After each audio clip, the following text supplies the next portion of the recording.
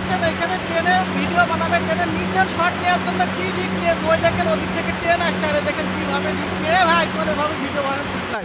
তুমি উঠে এসো দেখেন কথা শুনছেন, ও বলছি উঠে আসা কথা, ওইটা আসছে না। দেখেন ট্রেনটা চলে আসছে, ও এখনো কিন্তু ওইভাবে ভিডিও দিচ্ছে।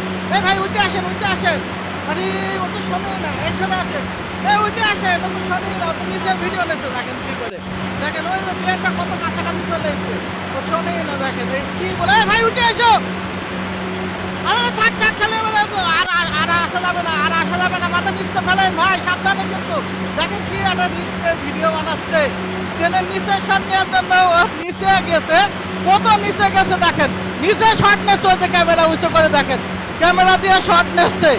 কি একটা ব্যাপার, মানে এই ট্রেনের ভিডিও নেওয়ার জন্য নিচে চলে গেছে, একেবারে নিচে, ট্রেনের নিচে আছে। ওই ক্যামেরাটুকু আপনারা দেখতে পাচ্ছেন, ক্যামেরা লাইটটুকু জ্বলছে, আপনারা দেখে বুঝতে পারছেন কতটা রিস্ক নিয়ে ভিডিওটা নিচ্ছে।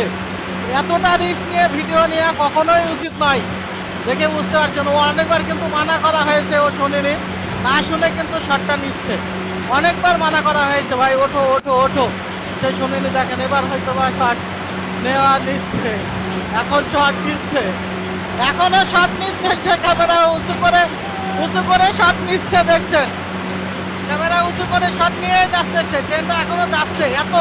এত বড় রিস্ক, অকল্পনীয় ব্যাপার। ট্রেনটা এবার চলে গেল, দেখি কি অবস্থা, তার কি অবস্থা।